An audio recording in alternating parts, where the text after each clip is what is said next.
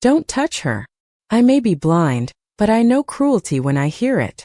The words fell across the great hall like winter itself had spoken. Every servant in Blackwell Keep froze, their silver trays trembling, their polished shoes locked against the marble floor. At the center of the hall, Clara Whitmore knelt beside a broken crystal goblet, her plain gray maid's dress damp at the hem, her hands carefully gathering the glittering pieces before anyone could step on them. She had been in the palace for less than one day, yet already the others had learned how easy it was to blame the new girl. No family name worth fearing. No wolf strong enough to command respect. No one standing behind her except the quiet courage she carried like a candle cupped against the wind. Above her on the black oak throne carved with ancient wolves, Alpha King Ethan Blackwell sat motionless, a dark silk band covering his eyes. The court believed the ambush at the northern border had stolen his sight. They whispered that the strongest king in the territories had returned diminished, that a ruler who could not see could not rule for long. Some pitied him. Most feared him. A few, Clara had already noticed, had begun to smile when they thought his face was turned away. Mrs. Marjorie Vance, the head housekeeper, stood over Clara with her chin lifted and her mouth shaped into a thin line of satisfaction. "Clumsy little thing," she said, her voice sweet enough for court and sharp enough for the servants to understand. "His Majesty's crystal is older than your bloodline. Perhaps kitchens were too generous a place for you." A few quiet laughs slipped through the hall. Clara felt heat rise to her cheeks, but she did not look up. She had learned years ago that shame grew larger when fed with tears. Instead, she placed another shard onto the folded towel in her palm and said softly, "I'm sorry for the disturbance. I'll clean it before anyone is hurt." That answer made the laughter fade strangely. It was not fear in her voice. Not defiance either. Just care. Ethan heard it. Beneath the blindfold, his eyes were open, clear silver and watching everything. He saw Marjorie's foot, angled just enough to have nudged the serving table. He saw the young footman beside her tuck away his guilty smile. He saw Clara's hand pause near a sharp piece of crystal, not because she feared a scratch, but because a smaller maid behind her had stepped too close. Clara shifted her own body to shield the girl's shoe from the broken glass. Ethan's fingers tightened once on the arm of his throne. For 3 weeks, he had pretended darkness had taken him. In truth, he had chosen darkness as a mirror.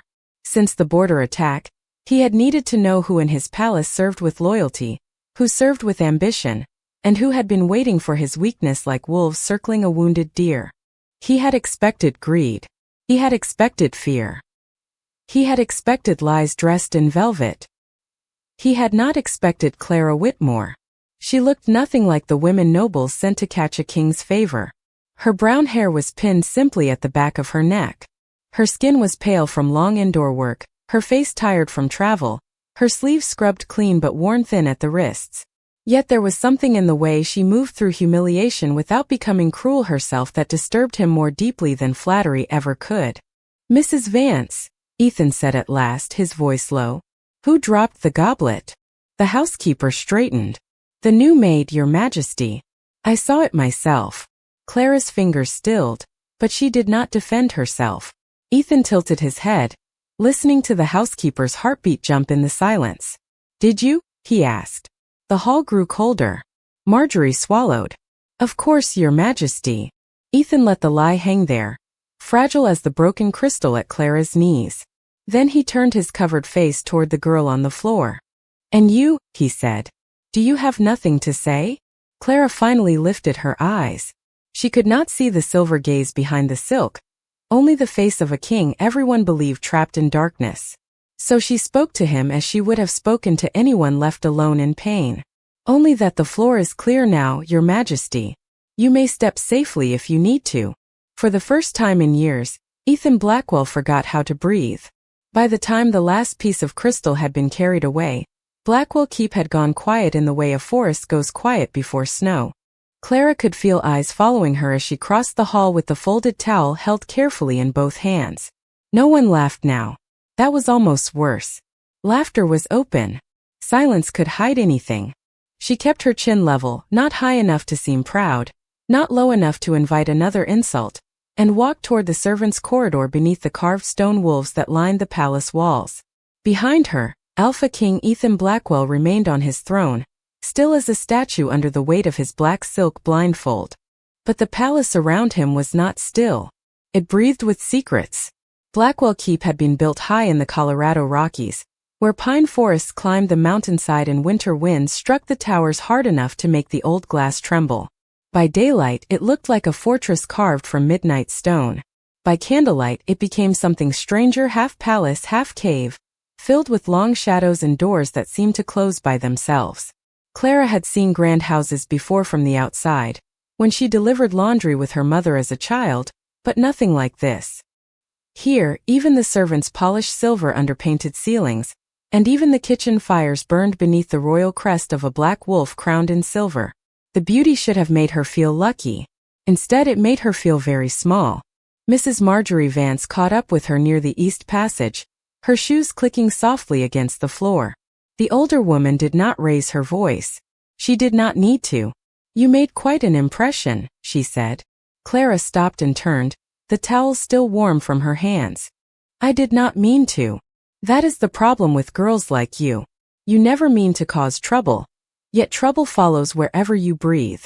Marjorie stepped closer, her perfume clean and sharp, like cut flowers left too long in water. "His Majesty is not your friend. He is not some wounded stray in need of your pity. He is the Alpha King. You will serve him, you will keep your eyes down, and you will remember that kindness can look very much like ambition to people who understand court life." Clara absorbed the words without letting them harden her face. She had learned that some people threw stones only to see whether the glass would crack. "Yes, Mrs. Vance," she said. "Good. Then start in the West Wing. His Majesty's private study has not been properly dusted in days. The others are too frightened to work near him since his injury." The word injury was spoken gently, but Clara heard the small curl of satisfaction beneath it. She wondered how many people in this palace had mistaken the king's covered eyes for weakness. She wondered if the king heard it too. An hour later, Clara stood alone in the West Wing, where the air smelled of old books, cedarwood, and rain pressing against the windows. The king's study was enormous, yet it felt abandoned. Maps covered one wall. Sealed letters sat stacked on a black desk.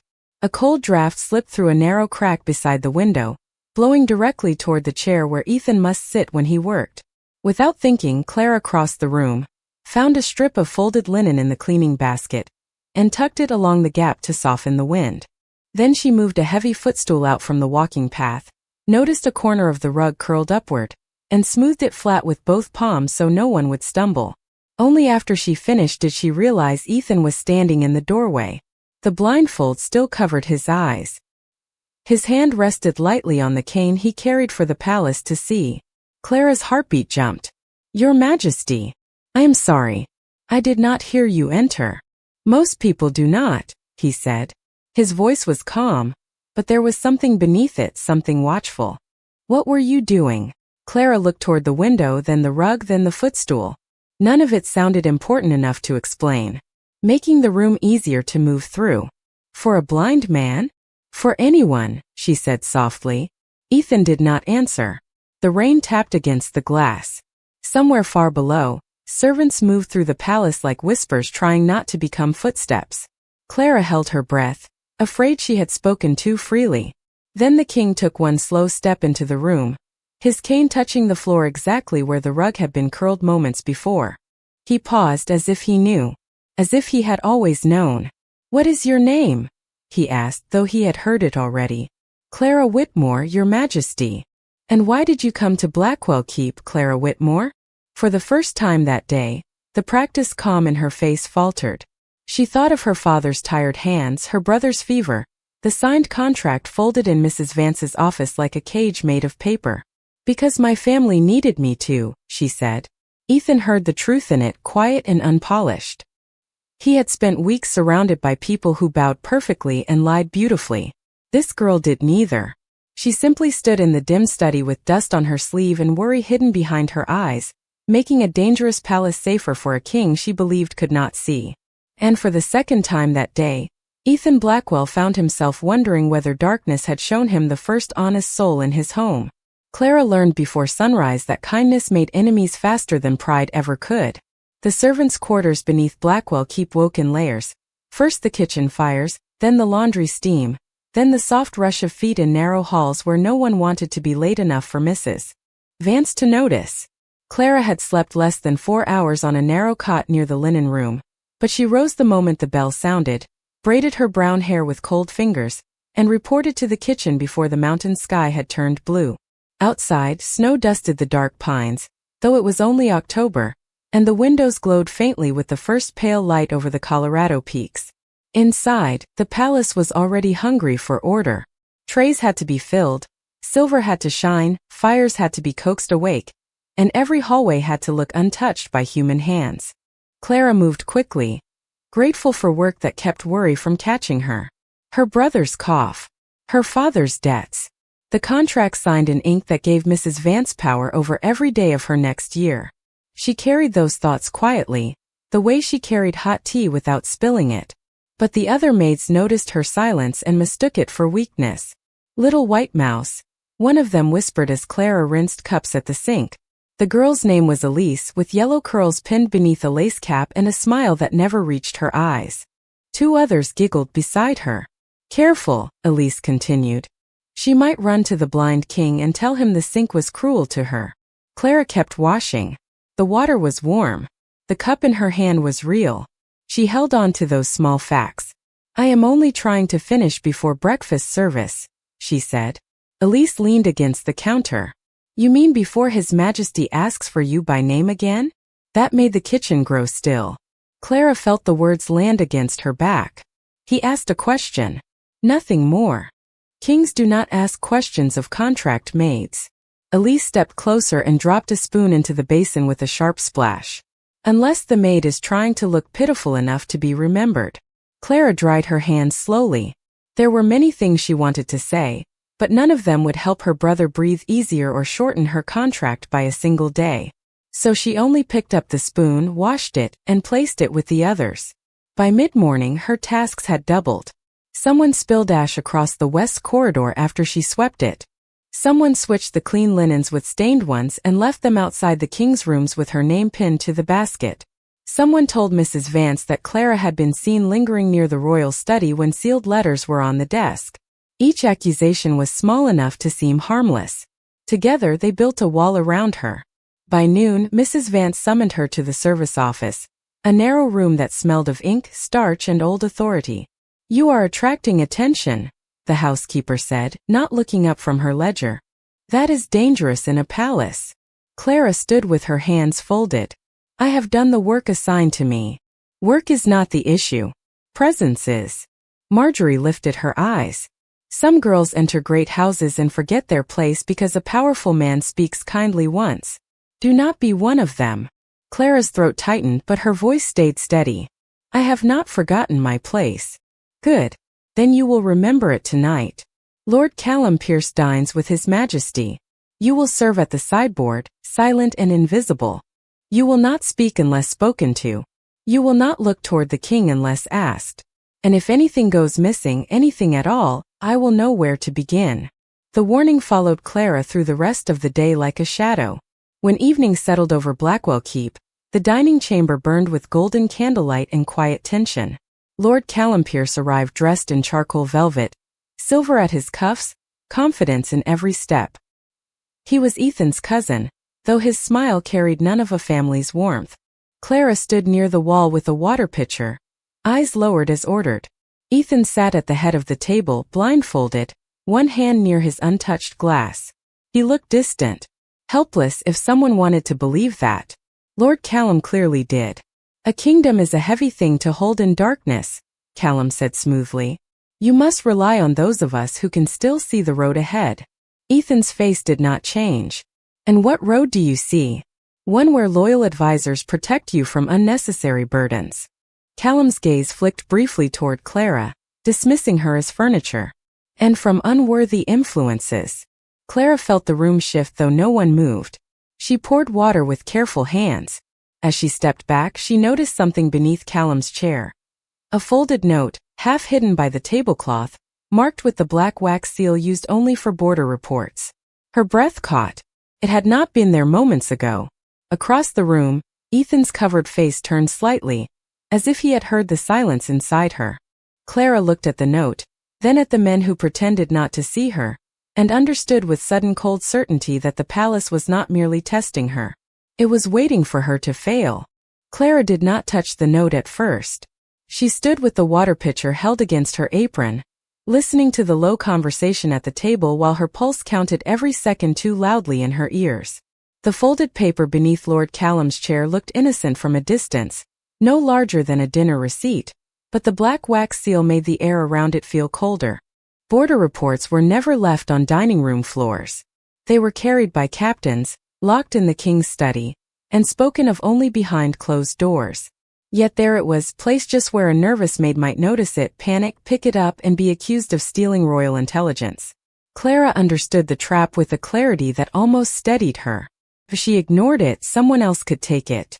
If she touched it, Mrs. Vance would have her.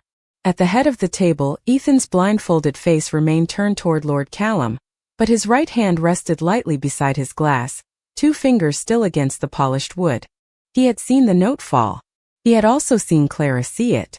More than that, he had seen Elise step from the servants' passage moments earlier, pretending to adjust the candles near the wall while slipping the paper from her sleeve with the practiced care of someone following orders. The test had not been Ethan's. That realization sharpened something inside him. His enemies were no longer only lying to him. They were building snares around a girl who had done nothing but return what was not hers, and make dangerous rooms safer to walk through. "You seem distracted, cousin," Lord Callum said, lifting his wine with an easy smile. "Does the dark make meals so dull?" A few nobles gave quiet, careful laughs. Ethan smiled faintly, the kind of smile that made the oldest men at the table suddenly remember their manners. "Not at all. Darkness has improved my hearing." Clara kept her eyes lowered, but she felt the words move through the room. Lord Callum's smile tightened. "Then you must hear how concerned we all are."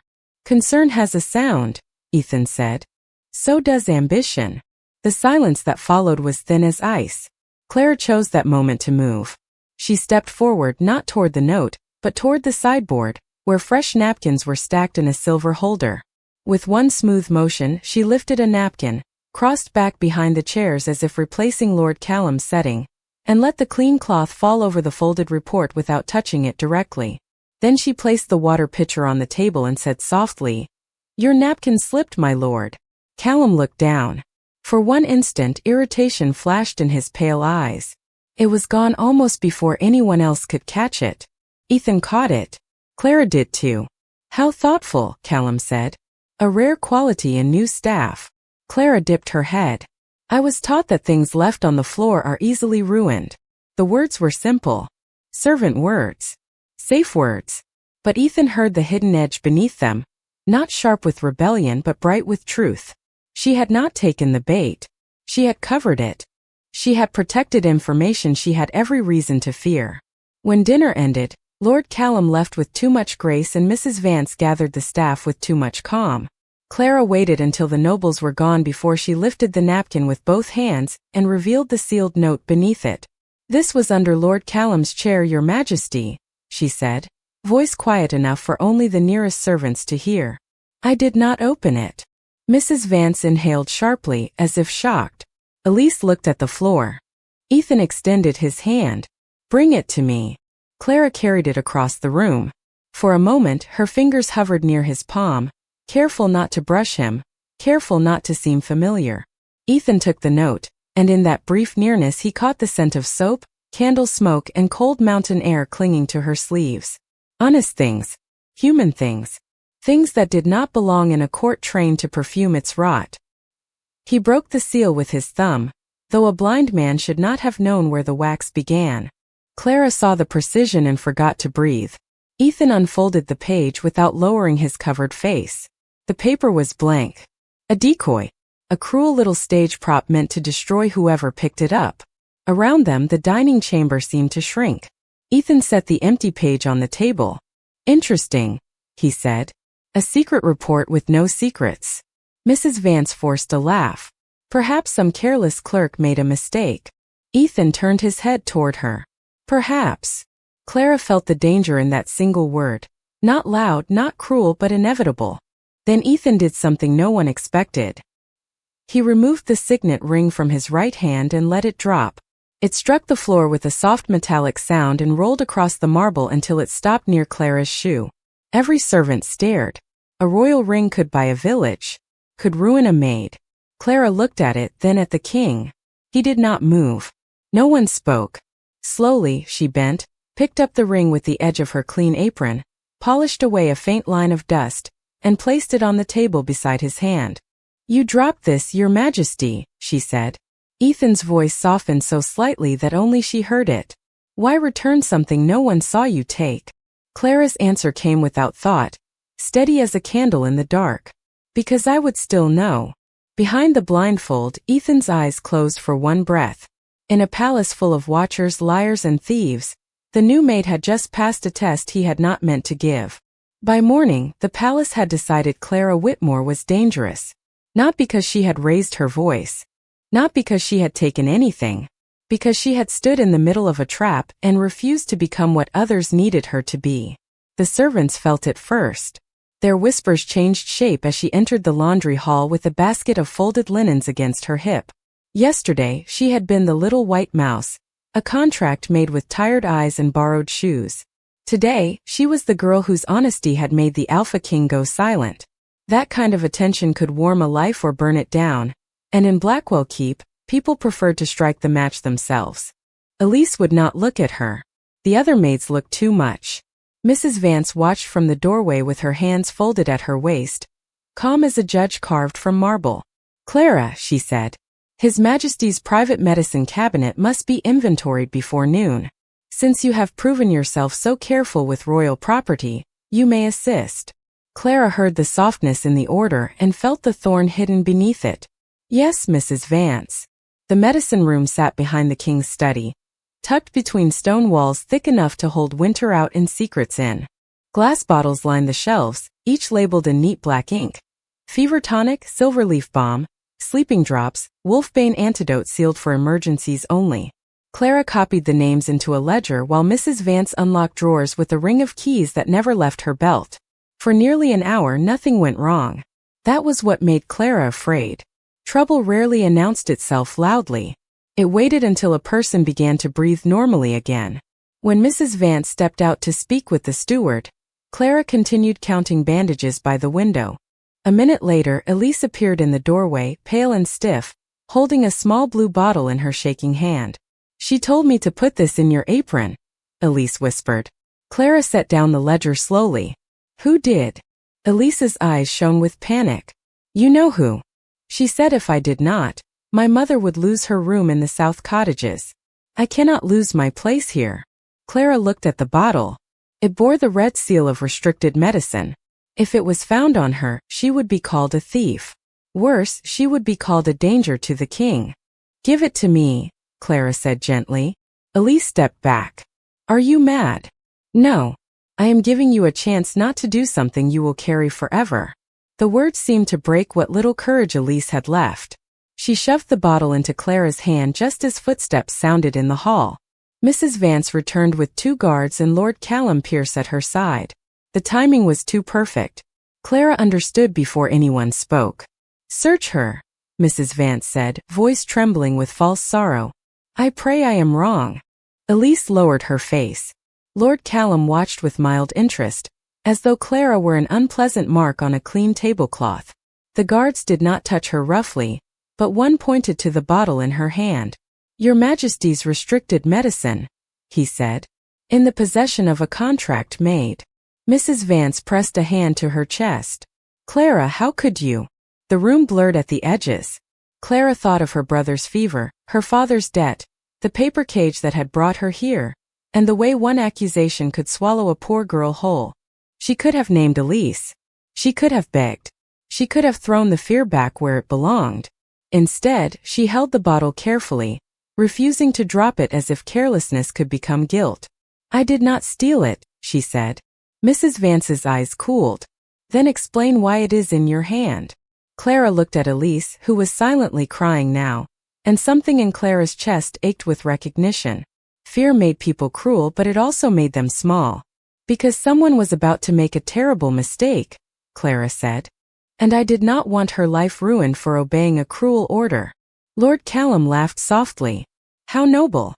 How convenient. Mrs. Vance stepped closer. Confess, and perhaps His Majesty will show mercy. Clara lifted her chin. Not proudly. Not defiantly. Simply enough to keep her voice from breaking. I will not confess to a sin that belongs to someone else. The words left the medicine room and traveled down the hall before Clara knew why. Ethan Blackwell stood at the entrance blindfolded, cane in hand, silent enough that no one had heard him arrive. His covered face turned toward Mrs. Vance, then toward Lord Callum, then toward Clara. Behind the silk, his silver eyes were not cold anymore. They were furious in a quiet, kingly way that made every breath in the room seem borrowed. Take the bottle, he said. A guard reached for it, but Ethan's voice sharpened.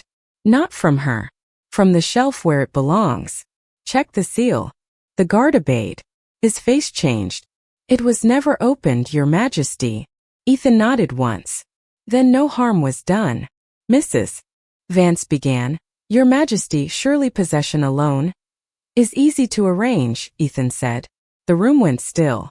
Clara felt the floor beneath her feet as if she had almost fallen and only now remembered standing. Ethan did not clear her name. Not yet. He did not reveal what he had seen. Not yet. But as everyone lowered their eyes, Clara realized the king had placed himself between her and the trap without letting the trap know it had failed.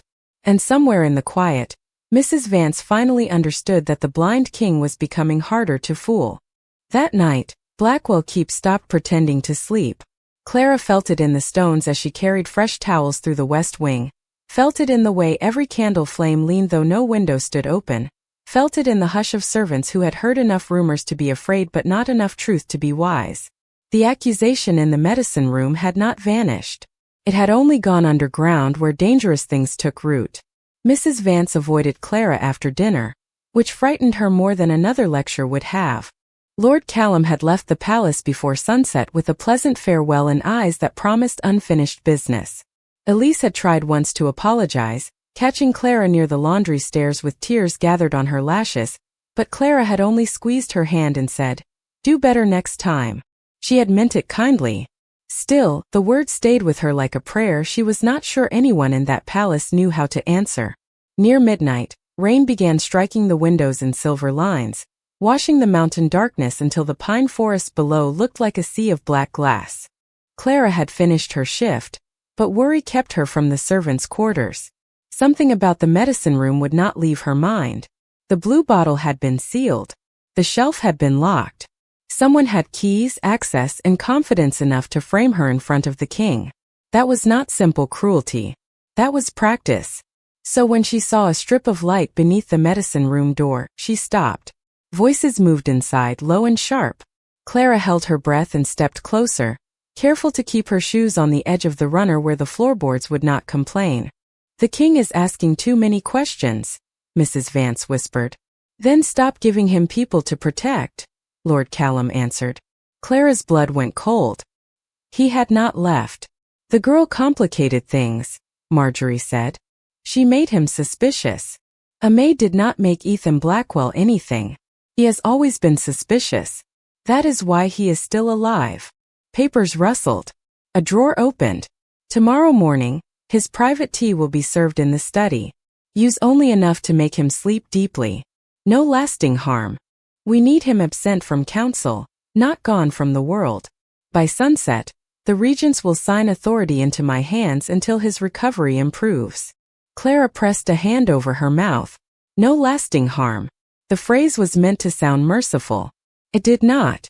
It sounded like a door closing on the kingdom while everyone politely looked away. Mrs. Vance said. And Clara. A pause. Then Lord Callum's voice softened with careless cruelty. She already touched restricted medicine once. People believe patterns when they are useful. Clara stepped back too quickly. Her shoulder brushed the wall sconce. The flame shivered. Inside the voices stopped. She ran. Not loudly, not wildly, but fast enough that her apron snapped at her knees and the stone corridor blurred. She did not go to the guards. She did not know which ones belonged to Lord Callum. She did not go to the servants. Fear had already bent too many of them. She went straight to the king. Ethan's chamber door stood partly open, firelight spilling across the rug like warm gold. He sat near the hearth in a dark robe, blindfold still in place, one hand resting on the carved head of his cane. He looked alone. For the first time that sight made Clara angry. Not at him but for him. For a king surrounded by people who bowed while measuring the distance to his throne. "Your Majesty," she whispered. Ethan turned before she finished speaking. "Clara." Her name in his voice was too calm, as if he had been waiting for the storm to reach him. She crossed the room, soaked from the rain that had blown through the corridor windows, breath uneven, hands trembling from everything she had overheard. "Do not drink anything brought to you in the morning. Please. I heard Mrs. Vance and Lord Callum in the medicine room. They are planning to make you sleep through council and blame me for it." The room fell silent except for the fire. Ethan did not ask whether she was certain. He did not ask why she had been near the medicine room. Instead he stood, and the movement was so smooth that for one impossible second Clara forgot he was supposed to need the cane. "Did they see you?" he asked. "I do not know." A sound came from the hallway so faint most people would have missed it.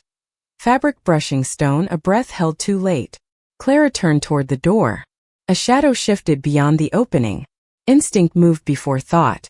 She stepped in front of Ethan, not because she was strong enough to stop whatever waited there, but because her body understood one truth before her fear could argue. He mattered. The kingdom mattered. And no one deserved to be betrayed in the dark. Ethan went utterly still behind her. In that fragile space between thunder and breath, he caught the scent of rain on her hair, smoke on her sleeves, and a courage so clean it hurt. Then something deeper awakened beneath it, old as moonlight, fierce as destiny. The bond did not arrive like a song. It struck quietly through the center of his chest, where loneliness had lived so long he had mistaken it for strength. Clara Whitmore, the maid they had tried to ruin, was standing between a hidden threat and a king she believed was blind. And Ethan Blackwell finally understood that the first person in his palace willing to protect him without reward was the one fate had sent to his door. The shadow at the door did not move like a servant. It waited too still, breathed too carefully, and carried the kind of silence that did not belong in a palace hallway. Clara stood between it and Ethan with her hands empty, her heart beating so hard she could feel it in her fingertips. Behind her the fire cracked softly. Rain slid down the windows. Somewhere deep in Blackwell Keep, a clock began to mark midnight, each chime spreading through the stone like a warning. "Step away from him," a voice said from the hall. It was not Lord Callum. It was lower, rougher, a guard's voice perhaps, but stripped of all ceremony. Clara swallowed. No, the answer surprised even her. It was small but it did not break. The figure stepped into the firelight, face hidden beneath a dark hood, one hand tucked inside his coat. Clara did not look at the hand for long. She looked at the doorway behind him, the angle of the corridor, the brass bell pull near the wall. She was not a warrior.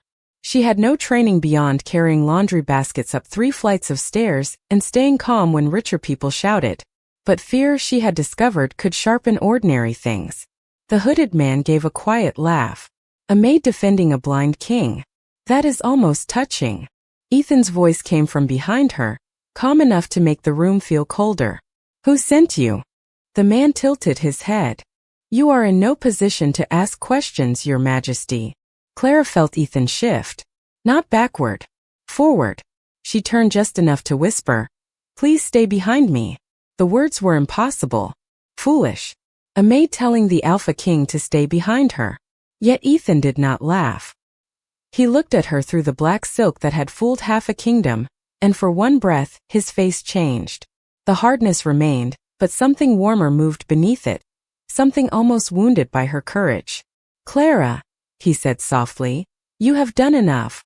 The hooded man stepped farther into the chamber. Clara reached for the nearest object, a silver fireplace screen, and pulled it sideways between them, not to fight but to block the path. The metal rang against the floor. The sound rushed into the hall. A door opened somewhere nearby. Good, Clara thought. Let the palace hear. Let darkness lose its privacy. The intruder cursed under his breath and moved toward her, but before he could reach the screen, Ethan's cane struck the floor once. Not hard. Not loud. Just once. The command in it froze the room. Then Ethan lifted his hand to the blindfold. Clara turned toward him fully, her breath trapped in her chest. He pulled the black silk away. Silver eyes opened to the firelight, clear and brilliant, reflecting every flame. Not clouded. Not lost. Not blind. Seeing. The hooded man staggered back as if the floor had shifted beneath him. Clara could not move at all. The king she had guided through corridors, warned about rugs, shielded from corners and careless chairs, had seen everything. Every lie. Every insult. Every moment she thought no one had noticed. Ethan set the blindfold on the arm of his chair with almost reverent quiet. "Tell Lord Callum," he said, his voice low and even, "that pretending to be weak is not the same as being weak." The man reached for the door, but 2 royal guards appeared in the hallway, drawn by the sound of the fireplace screen. They stopped short when they saw Ethan standing without his cane, eyes uncovered, taller somehow than the stories had made him. "Secure the west wing," Ethan ordered. "No one leaves the palace until dawn." The guards obeyed at once. The hooded man surrendered without a struggle, his confidence draining the moment he understood the blind king had been watching all along. Clara remained near the fireplace screen, her hand still wrapped around its cool silver edge. The room was suddenly too bright, too honest. Ethan turned to her, and for the first time there was no silk between them. His eyes were not only silver. They were tired, ancient with responsibility, and fixed on her with a kind of careful wonder that made her look away before she understood why. "You can see," she whispered. "Yes." Her throat tightened. "Since when?" Ethan did not hide from the question. "Since before you arrived." The answer should have made her angry. Perhaps it did. But beneath the sting of being fooled, another truth stood quietly beside it. He had not mocked her care. He had not used her kindness for amusement. He had watched the palace reveal itself, and somehow she had revealed herself too.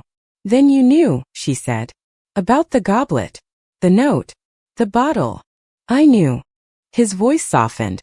"And I know what it cost you not to become like them." Clara's hands loosened from the screen. The tremor came afterward. Now that danger had passed and her body remembered it had been afraid. Ethan noticed at once but did not reach for her without permission. Instead, he took one step closer and stopped, giving her space in his own chamber, in his own palace, as if her comfort mattered more than his authority. "Why did you stand in front of me?" he asked. Clara looked at the discarded blindfold, then at the man behind the myth. "Because I thought you could not see what was coming." Ethan's expression shifted, quiet and deep. "I could." "Then why ask?" He held her gaze. "Because you did not know that." Outside, thunder rolled over the Colorado mountains, fading into the dark pines below. Inside, the fire burned steady, and Clara felt the world she understood begin to loosen at the edges. The Alpha King had opened his eyes, but what frightened her most was not that he had seen her. It was that, for the first time in years, someone powerful had seen her clearly and had not looked away. By dawn, every person in Blackwell Keep knew the darkness had lied. Not the king's darkness but their own. Word moved through the palace faster than the mountain wind. The Alpha King could see, the West Wing had been sealed, a hidden agent had been taken into custody, and Lord Callum Pierce had not been found in his guest chamber. Clara heard the whispers as she stood in the servants' hall with Elise beside her, both of them summoned with the rest of the staff before breakfast bells could ring. No one called Clara Little White Mouse now. No one dared. Yet their silence did not feel like respect. Felt like fear changing clothes.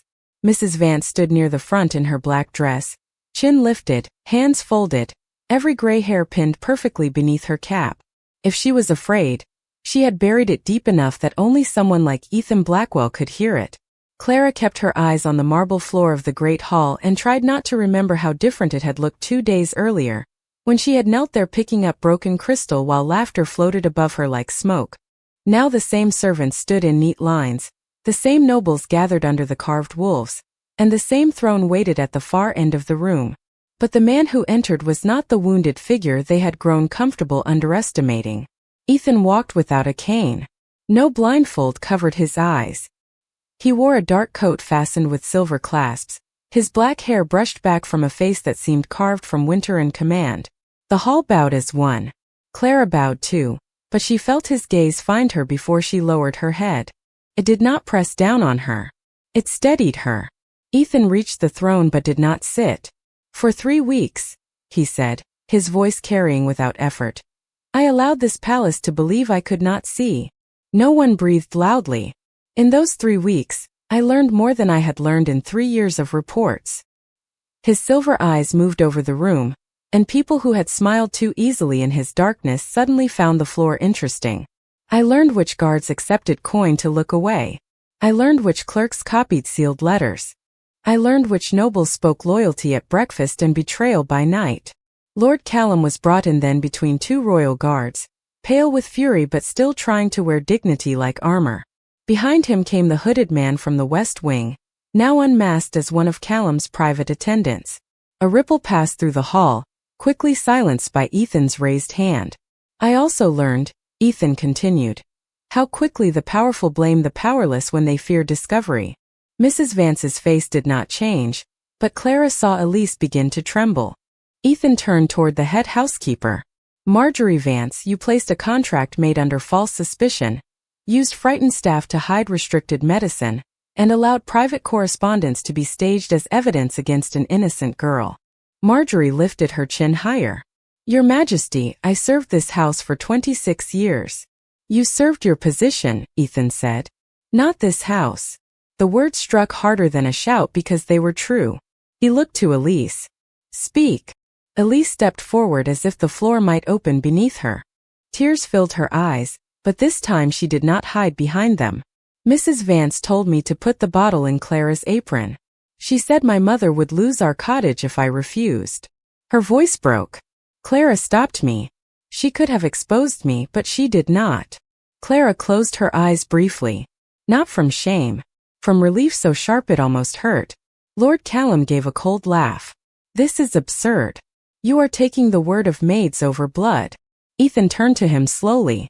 "Blood gave you a name. It did not give you honor." The hall went still enough to hear the fires shift in their iron grates. Ethan lifted the blank border report from the table beside him, then the sealed ledger recovered from Callum's room, each page marked with copied schedules, guard rotations and council plans. He did not describe every detail. He did not need to. Proof had a weight all its own. Lord Callum Pierce will answer before the Royal Council. Marjorie Vance will be removed from service and held for inquiry. Anyone who assisted knowingly will be judged by their actions. Anyone who was coerced will be heard. Clara looked up then, surprised by the last sentence. Mercy in that hall felt almost more powerful than punishment. Ethan stepped down from the dais. The room followed him with its eyes as he crossed the distance to Clara. She wanted to disappear from the attention, yet her feet remained still. He stopped before her, not as a king towering over a maid, but as a man choosing every movement carefully. Then he removed the black cloak from his shoulders and placed it around hers. Warmth settled over her like protection made visible. "The only one who served me with honor," he said, loud enough for every person in Blackwell Keep to hear, "was the one you treated like dirt." Clara's breath caught. The hall blurred, not with tears exactly, but with the shock of being defended in a place built to overlook her. Ethan lowered his voice, though the room still heard. "Clara Whitmore is cleared of every accusation. Her contract is ended by royal order. Her family debt is paid from the crown treasury, because no honest service should begin as a cage." A small sound escaped her, fragile and disbelieving. Around them the palace bowed again, but this time Clara knew the bow was not only for the king. Ethan's eyes remained on her, silver and unhidden. In that moment Blackwell Keep did not feel healed yet. Healing would take longer than one morning, longer than one exposed betrayal. But the first wound had been named. The first truth had been spoken aloud. And for the first time since Clara entered its shadowed halls, the palace seemed to understand that the girl it tried to break had become the measure by which its honor would be judged. The great hall emptied slowly, as if the palace did not know how to leave after witnessing the truth. Servants moved in careful silence, nobles disappeared behind guarded faces, and the morning light climbed through the tall windows until the black marble floor shone like still water. Clara remained near the dais with Ethan's cloak around her shoulders, its weight both comforting and impossible. Only an hour earlier, she had been a contract made with borrowed shoes and a name people used when they needed someone to blame. Now her debt was gone. Her family was safe. Her honor had been returned before everyone who had tried to take it. Freedom should have felt like flying. Instead, it left her standing very still, unsure what a person did when the cage door opened and no one was pushing her through it. Ethan seemed to understand. He did not demand her gratitude. He did not ask her to smile. He only said, "Walk with me." Clara followed him through the west corridor, past the study where she had tucked linen against the draft, past the medicine room where lies had nearly closed around her, and out onto a covered stone balcony overlooking the Colorado mountains. Snow clung to the highest peaks. Pine trees rolled for miles beneath the pale sun. Far below, the road that had brought her to Blackwell Keep curved away through the forest, narrow and bright with rain. For a long moment, neither of them spoke. The silence felt different from the palace silence. Less like fear. More like breathing. "Your father and brother will receive word before sunset," Ethan said. "A royal physician will go with the messenger. Your brother will have care as long as he needs it." Clara pressed her fingers into the edge of the cloak. "You do not have to do that." "I know." He looked at the mountains, not at her, as if giving her room to hear him without being cornered by his gaze. "That is why it matters." The answer settled somewhere tender in her chest. She thought of her brother sleeping without fever, her father opening a letter that did not demand payment, her own name no longer tied to service she had never freely chosen. "Thank you," she whispered. Ethan nodded once, accepting the words without turning them into a debt. Then he removed something from his coat pocket, a folded paper with the royal seal already broken. Clara recognized her contract before he placed it in her hands. Across the bottom in dark ink, one word had been written over Mrs. Vance's signature, "Void." Clara stared at it until the letters blurred. The paper had once felt stronger than she was. Now it trembled between her fingers, thin and ordinary. "You are free to leave today," Ethan said. The bond inside him pulled at every word, fierce and aching, but he held it back with everything that made him king and man. "No one here owns your time, your labor, or your future. Not even destiny." Clara looked up at him then. The silver of his eyes was softer in daylight, no less powerful, but no longer hidden behind darkness or command. "You felt it too," she said quietly. Ethan did not pretend not to understand. "Yes. In your room last night." "Before that," he admitted. "The moment you told a blind man he could step safely." Clara almost smiled, but sadness touched it. "You were never blind." "No," his voice lowered. "But I was not seeing clearly either."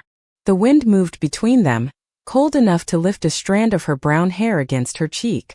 Ethan's hand shifted as if to tuck it away, then stopped before crossing the space without permission. Clara noticed.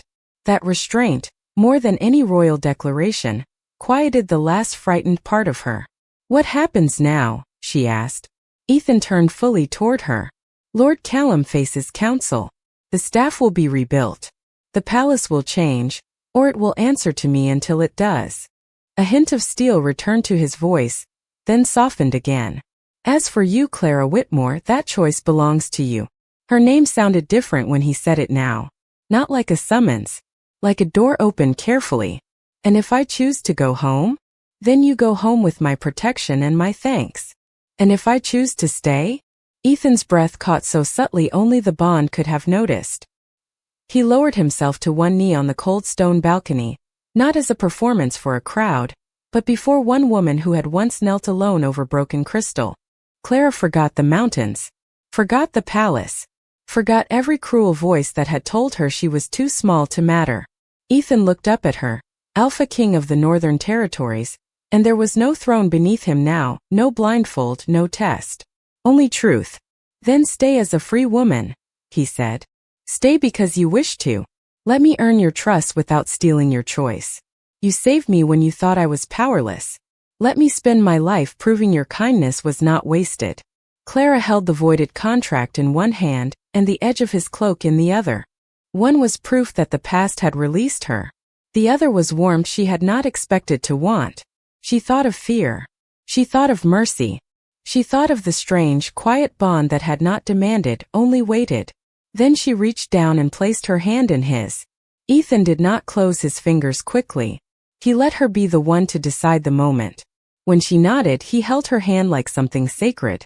Behind them, Blackwell Keep stood in the morning sun, no longer healed, not yet, but listening. Below, wolves began to howl among the pines, the sound rising over the mountains in a silver wave. Clara looked toward the open road, then back at the king kneeling before her, and for the first time in her life, staying did not feel like being trapped. It felt like choosing where her heart could finally be safe.